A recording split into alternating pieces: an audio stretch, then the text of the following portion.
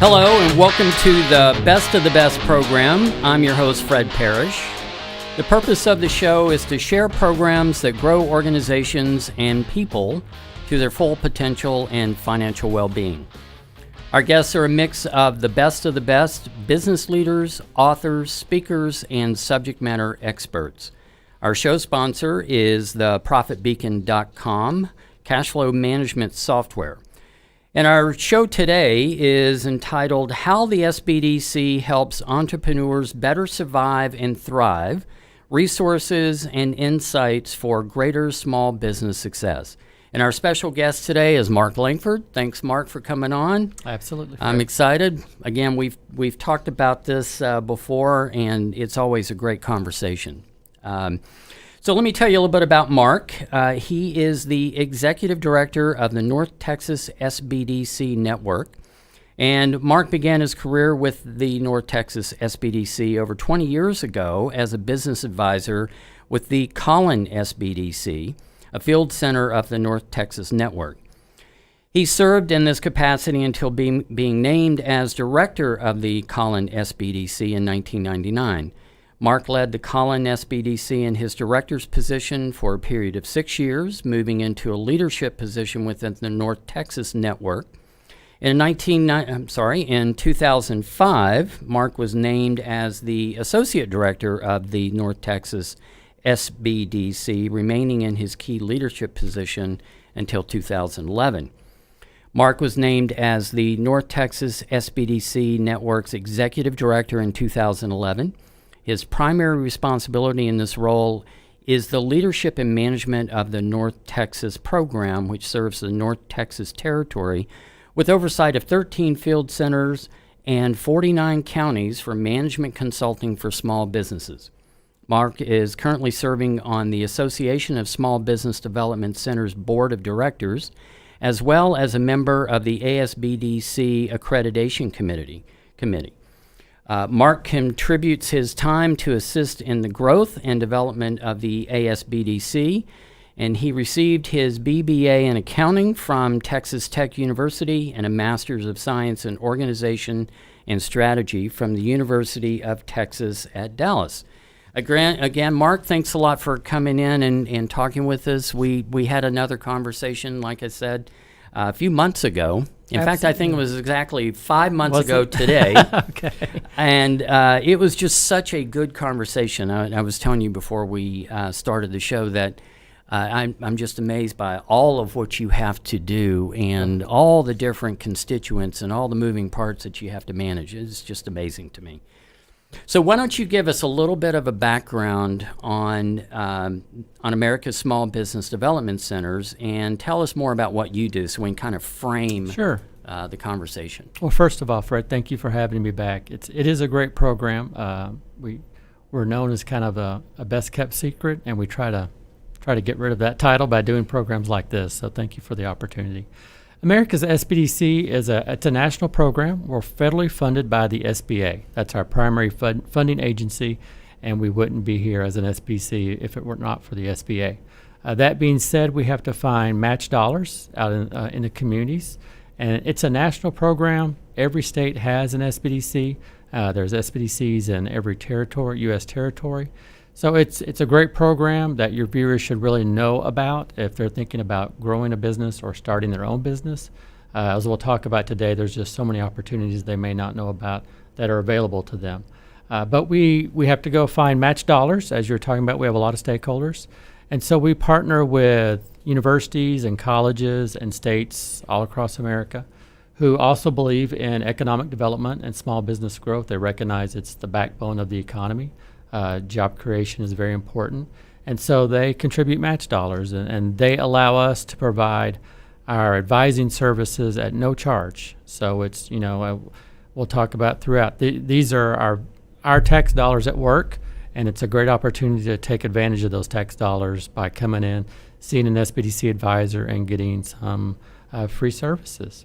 Yeah, and I think as I've been thinking through while you were talking, I think you and I met about the time you became the executive director. So we've known each other for a while now. Yeah. And I've seen a lot of those services in action, and they're just tremendous. So why don't you tell us the different types of services that are available, and then how someone becomes an advisor for the SBDC. Okay. We have really two core services, and that's our advising and that's our training. Our advising is really how we spend the vast majority of our time, and that's in a one-on-one, confidential, just a business session where we talk about what's going on with an individual's business.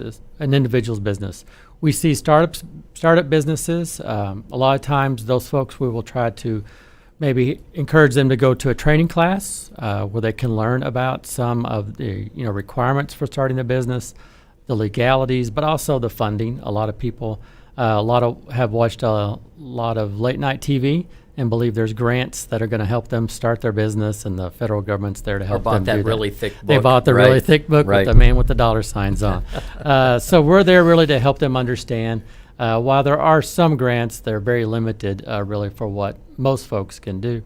And we talk about the requirements of getting a loan to start your business, because a lot of people don't have the capital required. So we explain to them, how important credit scores are, how important having some equity, some skin in the game is. So a lot of people will go to that class and they'll realize, maybe this isn't the time. They need to save some more money. They need to work on getting some things in place. Or they are ready to take that next step and move forward. And that's when, if they're really in a pure I have an idea mode, we'll transition them from, a training class into a one-on-one advising session. And then for existing business owners, we do some training that's very targeted to really help them grow their business. A lot of those are built around financial tools like QuickBooks, because a lot of them are still maybe operating in the old shoebox mentality, and I'm sure you've seen that before. Lots of times. So we try to educate them on the importance of having some financial software to really help them track their income and expenses. And then also a lot of our training classes are targeted to marketing. Of course, now with social media, it's a whole new world. People are really trying to understand how to take advantage of social media, the best way to spend those dollars, search engine optimization. What does that mean for a small business? The Google Analytics. You can't live without it, but there's just the vast majority of small business owners are not experts. And so we try to bring in experts to help them understand that. Yeah, no doubt about that. Yeah, but so. Just getting off on the right foot is so important. Absolutely. When you start. Yeah, that's probably one of our biggest challenges is for someone who finds us, a year or two too late. And a phrase we often hear is, gosh, I wish I'd have known about you when we started, because they've already maybe bought into a franchise that wasn't a good fit for them, leased, a space for 24 months, and they don't know how they're going to make the next month's payment. They jump into it without enough research, and that's where we find a lot of people is they get behind the eight ball. A lot of people find us out of necessity. They're like, okay, I heard about y'all, and I heard you can help people get loans, and I need $100,000 line of credit because I can't meet payroll tomorrow, and my rent's due, on the 1st. And so we have to explain to them the realities of, how the SBA works to begin with, because they think to some degree that the SBA/SBDC has a drawer full of money and we can just... Kind of that piggy bank. Yeah, we were just waiting for a good story. And, oh, this is the best one we've heard today, so let's write you the check. When we explain that SBA guarantees loans and they're given through banks and other lenders, and there are requirements. So at that point, a lot of times, like you said, if they get to us a little too late and they haven't done enough research, it's really about, can we turn this around? And it becomes a turnaround situation as opposed to really being a lot more thoughtful in the beginning and kind of doing things the right way. Yeah, and we run into all kinds of things like that too. Sure, but the difference is most of your services are provided at no charge, correct? Absolutely. As we talked about at the beginning, because we're funded by SBA and have partners like universities, colleges, and states who put in money as well, that allows us to be of no charge to the businesses, which is just, as I said, we have no agenda other than to help you grow your business, because that's what the people who are giving us the money are expecting in return. they want to see economic growth from the people that we're working with. So we really try to partner with individuals like yourself when we first met 10 years ago, who could help us identify potential businesses, get the word out, and on the other hand, give them tools that they need to really help them understand what it means to be a business owner. A lot of people start a business because they're tired of working for someone else. Absolutely. And their thought is, well, I'll start a business so I can, work 4 days a week and go play golf every Friday. and little do they realize they're probably going to work harder than ever when they own their own business, and you know that as well as anyone. I know that very well. But it's for your benefit. And so once we kind of tell people the responsibility you have, because ultimately it's to yourself and your family, then you start to see that tipping point of them starting to take the business more seriously. Yeah, that's absolutely right. Well, I just want to reiterate, just in case someone was not paying attention at the beginning of that question, most of your services are free of charge. Absolutely. So go get some help. If you are having problems, go see Mark, go see his advisors. If you're a different part of the country, there are SBDC offices all over the country. So that is just extremely important that people understand that. Now, the other aspect is all of this information is confidential. Right. We each of our advisors sign a conflict of interest form as part of their employment here, and if there's a violation, that's immediate termination. And then also when the business owner, potential business owner, comes in and asks for assistance, they'll fill out a form, and they'll in that form we spell out that everything we talk about will be confidential, and that's everything that we enter into their files are confidential. And you asked earlier about how does one become a business advisor at an SBDC, and a key component of that is owning a small business in the past, because there's nothing. It's not an academic pursuit. You can't read in a book how to start a business. You can get some ideas, but you've got to go beyond that. So what we look for is a small business. An advisor who's owned a small business in the past. They've understood what it's like to build a business from the ground up, or buy a business, continue to make payroll, and understand that pressure, because there's, for the most part, people have worked for someone else in the past. So when they've had a problem, they're used to emailing HR and saying, gosh, what do I do about this? Or emailing accounting and say, hey, how'd I do this? But when it's just you, it's a whole different ballgame. And that is so important. And so they need someone sitting across from them who's been there and done that and can really help them. Right. And one thing that I've learned in a very long career, as you can tell by looking at me, is that there are certain lessons that you cannot learn without having lived through those. Sure. And starting and owning a small business is one of those lessons. Absolutely. And there are lots of them along the way, but just overall, understanding what that is about.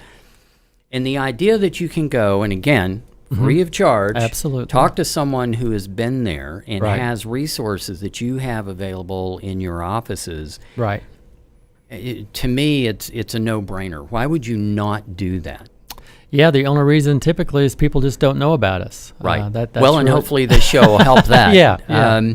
So tell me some common mistakes that small business owners make, and how your advisors might be able to help them walk through that. Sure. And avoid those landmines. Sure.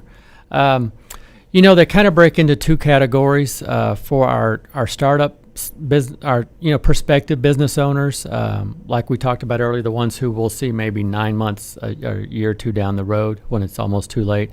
Those are the folks who, quite frankly, didn't do probably enough research. They probably, for lack of a better word, believed their own hype and just thought, everyone says I make the best salsa in town, so my gosh, I'm going to quit my job and start making salsa. And then, they haven't done enough research, and they really, haven't gotten enough objective feedback. From my time as an advisor, there was nothing more enlightening with someone than to sit down and do that initial cash flow projection. And we've talked about this before, Absolutely. But when you have that 12 months in front of you, and people come to us in a startup mode, typically, with some sort of existing They have an existing job, or at the very least, they have an existing commitment in bills. So they have an amount they need to either replace or cover every month. Right. So personally, they need to make $3,000, $4,000, $5,000, whatever it is a month, and you plot that in there in terms of, okay, here's what you need to do, and then you start to populate that, whether it's a restaurant and how many times the tables have to turn and what the average ticket is, and start them thinking about that. And then, okay, what's your rent? What's your insurance? What's your employee cost? And so that's when they start to really kind of have some of those aha moments. And then, you have that screen and you're putting all those numbers in and you just kind of roll them all over. And at the end, you see that negative $65,000. And the light bulb goes off that, maybe I need a little bit more thought into this. Yeah, so, it absolutely does. So that's for the startups. They just really haven't taken that objective look. They have a dream, and they haven't done enough research. Now, for existing businesses, those are typically people who have kind of gotten over the hump for a year or two, and they may be breaking even, and they may be, making enough money to kind of pay their bills, but they're just kind of one step ahead, and they really are needing to understand how to grow this business into something that's bigger than just, me doing all the work type thing. Right. And again, a lot of times those people come in looking for money. What we find out is, for the most part, they're really at a loss when you start to talk to them about, well, tell us about your pricing. Tell us about how you set your margins. It's typically very reactive on how they've done that in the past, and they just kind of keep doing it, or they base it on the competition, or, hey, I wanted this $20,000 contract because it would really help me, but then they were the low bid, and they were a low bid for a reason, because now they have going to get $20,000 in income at some point down the road, but in the meantime, they have about $30,000 in expenses. Oh, yes, and and that you've is seen an that ugly as well. reality. Right, yes, absolutely. So a lot of it comes back to the financial side, and a lot of it also comes back to the marketing side, just getting more customers, and that gets Right. back to the marketing we talked about earlier with the social media. Where do I advertise now? Just, how do I grow that top number? But so many people focus on that top number that they lose sight of that bottom line, and Right. you've So seen that. Okay, so that's a great segue, I think, to a question about how your advisors help contribute to sales and marketing, advertising, making connections or referrals. Well, we have every advisor in our network, and most advisors across the country have access to market research tools. And so, again, the folks who are usually operating a business or wanting to start don't necessarily have those at their fingertips. Thanks to our funding partners, we're able to invest, in our case, $50,000, in our network to Wow. have all these marketing tools, databases at the, fingertips of our advisors. So when someone comes in, they can have access to an industry report to say, what's your industry doing now? What does it look like in 5 years and 10 years? This is information that they couldn't get anywhere else, not without paying an excessive amount of money. That's just amazing. Yep, and again, Amazing. all that is free. We can also help if someone's looking at setting up, or having to put in a retail establishment, maybe buy property or rent property, and they want to know the demographics of the neighborhood. We can help them, do some research and analysis on the population, on the spending patterns. And we all SBDCs have access to a program called SBDC Net, which is a nationwide program where we can email them requests that a small business owner is looking for. And in a matter of about 10 days to 2 weeks, we'll get a lot of, they're just research specialists based there who will just do all that research for free again and email it back to us, and we provide that to the small Interesting. business So owner. is this like comparatives with other businesses of the same type? Market information? Exactly. It typically has the industry, the ratios. It can run the gamut from whatever the need is, and it could be something that someone's trying to understand the market. Maybe they're looking at going into a market for the first time. As an existing business, maybe they're looking at exporting, or tell me how government contracting works, and we have advisors who can help them with that, but they may not know the depth of what that market looks like. So it just saves them a lot of time on and again, not having really the availability of those resources. And then we also partner with experts, across the country who we can bring in as contractors who recognize the benefit of small business owners succeeding and see the value of, while this client may be just starting out, there's value in seeing a community support small business. So they'll donate their time to really sit down with someone and say, well, I would advise you not to go down this road and pursue this road instead. Right. And that's just invaluable to have access to the So resources. do you do any kind of formal training programs? We do, and it just varies by location. There are some some SBDCs who focus on a lot of, a 2-hour workshop. There are some who do more in-depth, 4 to 6 weeks. We also partner with organizations. SBA has a program called the Emerging Leaders Program. Right. And then there's also the Goldman Sachs 10,000 Small Business Program that our host partners with. And those are programs that are anywhere from, 4 months to 7 months, where you're sitting down in a cohort with 25 other business owners and really meeting every other week and developing, smaller groups where you're doing a lot of work. Both those programs are free as well. Wow. Now you have to be selected for those Exactly. programs, Yeah, right? you have to. It's for existing business owners, typically looking to get to that next level. They'll have a threshold of sales that varies by the program. But the SBDCs, know of those resources in the various communities, and when someone comes in, they can point them in the direction of probably something that they didn't know about, like the Emerging Leaders of the Goldman Sachs program. Yeah, those are great programs. Yes. Also Mhm. very intense. Yep, and they have requirements to get in, and they also have requirements while you're in there to do work. Right. Yeah, this doesn't happen by osmosis. Exactly. Yes. No, it's just like starting a business. You have to roll Right. your sleeves up and get your hands dirty, Exactly. and a lot of long nights and Yes. work weekends. Yes. Yes. Yeah. I Not much time for understand. golf. Not much time for golf. I haven't touched my golf clubs in 20 years, so I know that feeling. Yeah. So let's talk a little bit about something that the Profit Experts is. This is something we're very interested in. Right. So, and that is how you provide your services in producing those forecasts and the cash flow forecast that goes along with the P&L, and how that comes together with the marketing studies and everything else that you do. So there's probably two big sectors for that. One is that we see a lot of people trying to get loans, and if a loan is appropriate for a business owner, we're usually very successful at getting them that loan. Last year, our network did about $105 million in capital raising, and about half that was in loans. So that's Now, nationwide, how many did you do?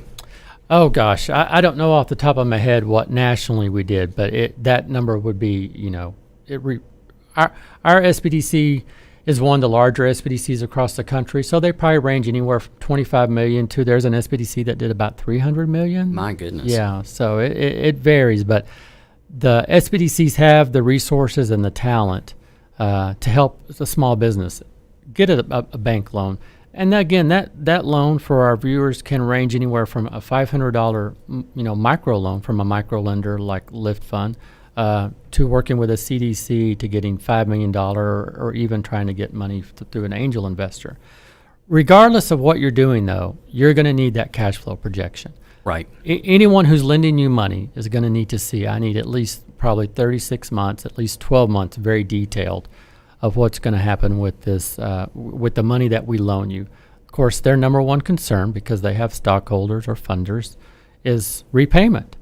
So we really focus on helping that business understand, if you borrow this money, are you going to be able to repay the money? And then also, as we talked about earlier, cover all those expenses because everyone needs to make some money Right. in business. Yeah. You can't go home and say, well, I own a small business, so let me call the electric company and tell them I won't be able to pay the bill this month Right. because I'm a small business owner. They don't care. Yeah, and it's funny how those lenders want to get their money back, isn't it? Absolutely. So for that sector of people who are looking to borrow money, it's a key component, and we help them with their ratios and understanding what a bank's looking for. And that's where the market research feeds into, because banks want to know, what did you base these assumptions on? So if you have an Right. individual out there trying to do this themselves, again, they're not going to have access to the market research tools. They can't back up, support those assumptions of where here's the RMA standards, here's the industry standards that we base this on, here's the industry analysis, because they're not going to be an expert necessarily in your business. Right. They're looking for you to provide all that information Right. in Right. the business plan, and that business plan will be supported in the cash flow projections. And then on the other side are the people who are just trying to grow their business, or maybe think they need a loan, and then the reality is, gosh, if we got you a $100,000 line of credit, which maybe you could qualify for because you have some, a lake house, and the bank would take that as collateral, based on historical cash flows, and you're not really changing anything, it would be the worst thing you ever did. All you would do is be prolonging the inevitable, and in 12 months you would have another $100,000, and you've seen that. A deeper hole. A deeper hole, right. So we really try to help them understand, okay, you don't need a loan. What you need to do is understand what's going on in your business, and again, let's get back and look at your pricing, let's get back Right. on your margins, and that's your expertise. Right, and going through that process and working through the details in those assumptions and documenting all of that, the revelations that come out of that discussion are just incredibly important for that business owner to understand what is going on around them. Right, and a lot of times they're the expert at what they do, but they maybe delegated some things and they haven't taken the time to delve into those to understand. And a lot of them managed by checkbook. No matter how I'm always surprised at how large the business is. How are you doing? Well, let me log into my bank account and I'll tell you, not knowing that the next day there's going to be a $14,000 bill that they have to pay, and that's exactly right. And it's like, oh well, now today I'm not doing well, so it's that's the reality of it, and also for startups, that also we don't measure this necessarily, but there's a capital saved if someone comes in and they've worked their whole life and they've have a retirement set aside of $30,000, $40,000, $50,000, and they're going to go buy a business or a franchise, and they haven't done this exercise. When we do that, they can recognize, well, I'm not going to make as much money at this as I need to. Right. And so better to decide now and wait for another opportunity, or do something else, then invest that money, and what a shame that those are the people that come in a year or two and they've invested their retirement and taken that home equity loan, and they're just those are hard stories. Yep. And that just comes back to the idea that no matter what you're doing, you have to do at least a minimal amount of planning. Exactly. Yeah, and that's hard sometimes for people to do, in every aspect of life, if whether it's not only their personal financial well-being or their business. A lot of times people find other things to do rather than sit down and plan, and that's what the value of an SBDC is. That's what the value of having a thought partner is you need that accountability. As a small business owner, it can get pretty lonely, like we talked about earlier. If you've come from working for a larger corporation, you're used to having people around you who you could bounce ideas off of, and a lot of times when it's a small business owner, they kind of get stuck in their own head, and they don't know what to do, and at some point it becomes difficult to talk to your spouse about it because it starts to affect the personal financial side of things, and so they really are at a loss. And that's why the SBDC can be a great value, just to have them sit down and have someone they can talk about things with and really start to understand, gosh, what I need to do. That is such a great point, because being a small business owner is a very lonely place to be. It is. Absolutely, no doubt. And you're always in sales mode for the most part. So you have, when you go to that chamber function, that networking event, or in a trade association, you have to look happy. Yes. No one wants to buy from someone who's sad. No. They want to buy from someone who's up. So that kind of, it's that double-edged sword. Yeah. No doubt. So you have to have someone you So can are really there trust. any special programs for disadvantaged groups, women, minorities, veterans, for example? Sure, yeah, and a lot of corporations and certainly the government has money set aside or percentages of projects they want to work with those, with all those types of businesses on. Certainly seen a lot more push on the veteran side, but we help all those women, minorities, veterans, help a lot of them get the certification they need to meet the requirements to be able to take advantage of those set-aside programs. In our case, we work closely with TxDOT and their partners. They have a lot of partners in the area who are helping, the small business owners tap into those TxDOT contracts because they want to help the small business owner, and it reached down all to being a sub level, Right. And it helps them kind of start growing that business to the next level. But in order to take advantage of that, you have to get your certification. You just can't self-certify. Hey, I'm a woman or a minority or a veteran-owned business. There are agencies out there that certify you, and so we have government contracting specialists and commercial contracting specialists who can sit down and walk you through that process, and then not only that, help you understand how to take advantage of that certification and work with other partners in the area. The Minority Supplier Diversity Council is a great program. So SBDCs across the country are tapped into those resources as well and really help people take advantage of those, because the flip side of that is those corporations and the federal government, state government, local government, they have money, they have percentages that they set aside for that, and they need qualified business owners to do that. And most small company owners are not aware of the opportunities there. Absolutely not, and it's a shame because there are so many opportunities. People will think of maybe some larger corporations in our area. Oh, I'll just go to Toyota and get a contract. So whereas Toyota may have a lot of people, knocking on their door, they're not aware of a lot of other opportunities that we can tap into. And there's other agencies like the PTAC, the Procurement Technical Assistance Center, which is similar to us. And I think by tapping into an SBDC, you not only get the SBDC, but you probably get a whole lot of people behind there that you didn't even know exist. Right. And that's one of our other values, is just connecting people to other agencies that, like you said, they just don't even know that the opportunities are there. That is just tremendous. Yeah. So do you have some thoughts about how an entrepreneur can really increase their chances for success? Obviously planning and doing those kinds of things that we've talked about, but that's getting your help to do that, because most small business owners are not going to know how to do that on their own. Right. Any other thoughts about that? Well, I think there are different stages to a small business. I think what people, obviously at the beginning, people are very focused on getting the business started. But you really have to kind of think about what your long-term goal is for a business. And so at some point you're going to get over that hump of maybe being in business and have 3 to 5 employees. And at that point an individual kind of has to make a decision, is this a lifestyle business or this is as big as I want to get? Right. Or do I really want to scale this business? So again, it gets back to planning, but it gets back away from the month by month planning to really, what do I want out of this? Because at some point you even have to start to think about an exit strategy and the valuation side of a business. And from what you do, a lot of people are trying to minimize taxes every year on their profits and on their tax returns. So then when you go to when you decide, well, this business, it's a $1 million business, so I want to sell it for $1 million.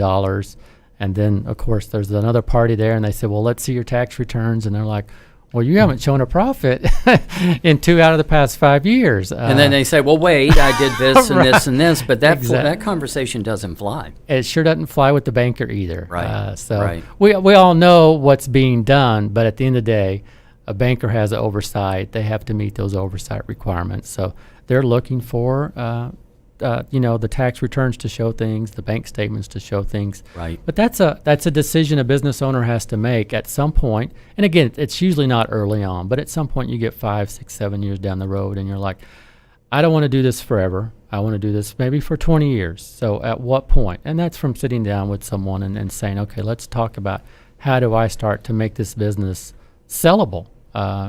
And of course, you look at the demographics of this country now. We have the baby boomers aging out. A lot of them, you combine that with a lot of children who don't necessarily want to take over the manufacturing business. That's just no longer of interest to them. They've gone out and done their own careers. So to come back and run the family business isn't an interest.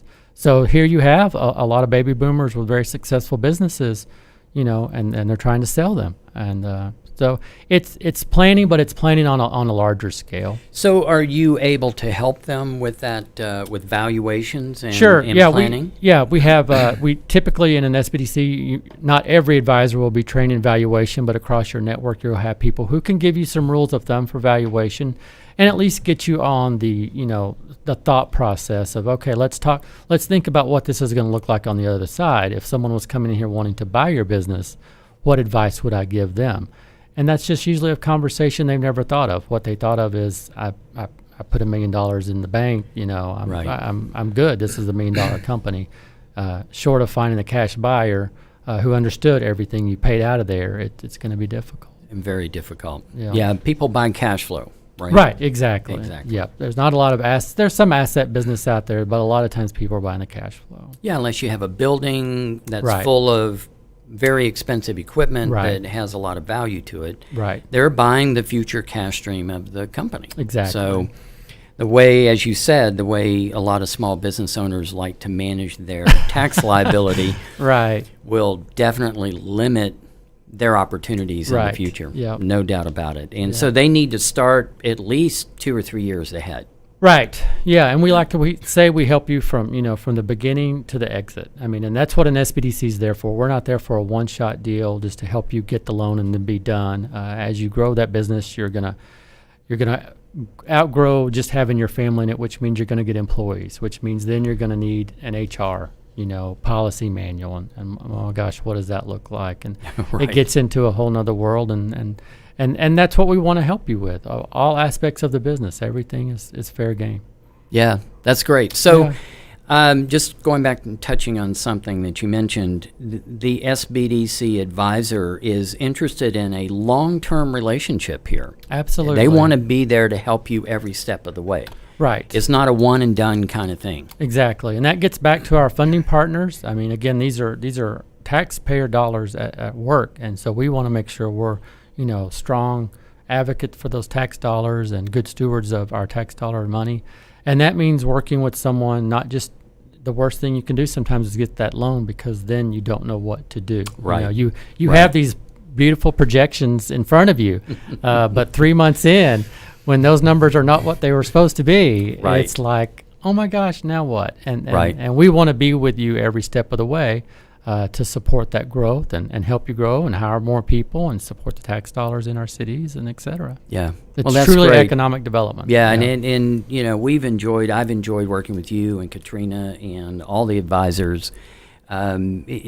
You truly have a heart for the small business owner. Absolutely. Yeah, our advisors are very special people. Like I said, they usually owned a small business at Yeah. some point in their life, so they know what it's about. They're working, while we get paid good salaries, they could make more money in the private sector. But they have a heart for helping people, and they really put their heart into helping these small business owners, because these people are in their community. So when they drive by a restaurant, that this is just open, they'll want to stop in and say, "Did you know about the SBDC?" Because what we don't want to do is drive by that restaurant in 6 months and see for lease, Right. and know that prior owner probably has a 24-month lease that they're on the hook for. And like you said, they've got a bunch of equipment in there that they're going to have to sell for maybe pennies on the dollars if they can get back in to the Right, property. right. So our advisors are invested in the community, and they want to see it succeed. Excellent, excellent. Well, let's just talk real quickly about the national organization, Sure. because there are, about 1,000 offices Exactly. around the country, and there is the America's SBDC, and you Right. sit on the national board. Right. So yeah, it's a powerful program, and no matter where any of our viewers are today, they can find an SBDC that serves them in every county across the country. That's the way we're required to provide services to all points across America. As a member of that accreditation, I've driven across the deserts of Arizona, and then there you'll find an SBDC. And while their services may at the core, they're the same. They may be unique, tailored to what's going on in that Sure. community. That makes perfect sense. Because they're trying to work with their local host, who's maybe trying to Right. maybe bring some industry, different types of industry to their area, and of course, workforce development's a key part now. People are looking for qualified employees, so that's a key. So working with all our partners is vital. Having the national support of America's SBDC, who represents all 63 SBDC programs, puts on a great conference, gets us the training and the tools that we need, helps represent us to Congress. That's a powerful group that we know is standing behind us and really gives us that national credibility. Right, We right. have a national brand that most SBDCs, so we want people to recognize that no matter where they are or wherever they move, there'll be an SBDC there to serve them. That those accreditation standards help you get the same service no matter where you walk into. That's fantastic. Okay, so every county, there is an SBDC office. Well, there is an SBDC that serves that county. Okay. Every county Okay. is accounted for serving. You may run into an SBDC that just serves one county, or they may service them through, they'll maybe have an office at a chamber or economic development group that they go to 2 or 3 days a week. But every county is spoken for by an SBDC, so you contact that SBDC and they'll tell you how they serve you. And there are 63 programs. There are 63 programs Wow. that cost every SBDC.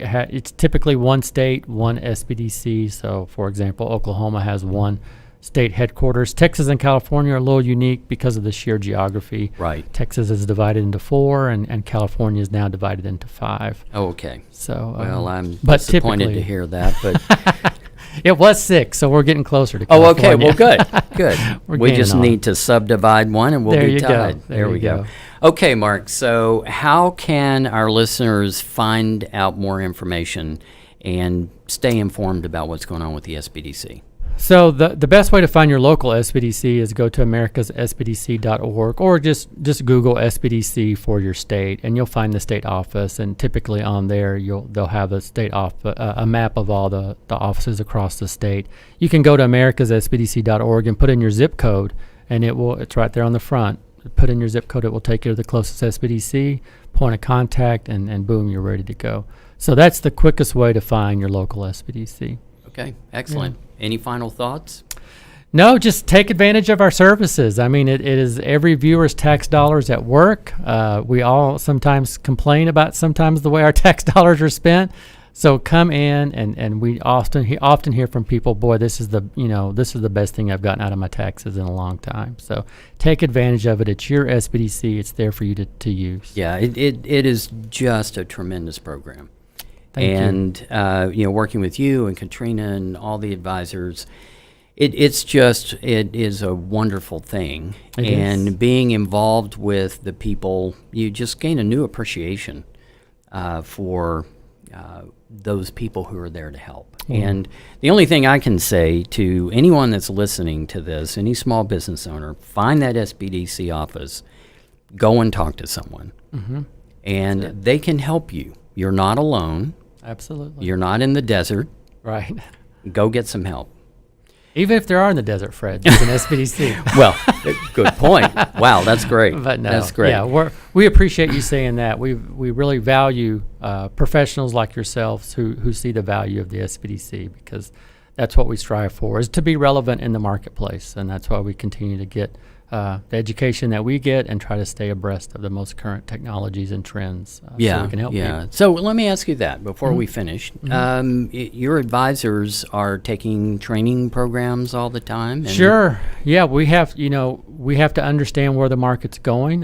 Most SBDCs have a minimum requirement for professional development. America's SBDC puts on a national conference that's Right. 5 days every year, and all that is focused on training those advisors in the latest and greatest technology, the trends, how to tap into those, and how to bring that back to our communities. So it's an incredible conference. Ours is this year in Washington, D.C. We'll have a number of trainers in there who are specifically there to help small business owners improve their business. So we require that. It's part of that accreditation process. So if someone comes in and we're still talking about, well, you should really look at the yellow pages, then then we would have a problem. So Yeah, no, we have to yeah, understand exactly. That wouldn't work out too well. artificial intelligence and where that's going and how that's going to impact small business owners and the other things as well. So. Yeah, that's great. That's great. Okay, so I just have one quote here. Sure.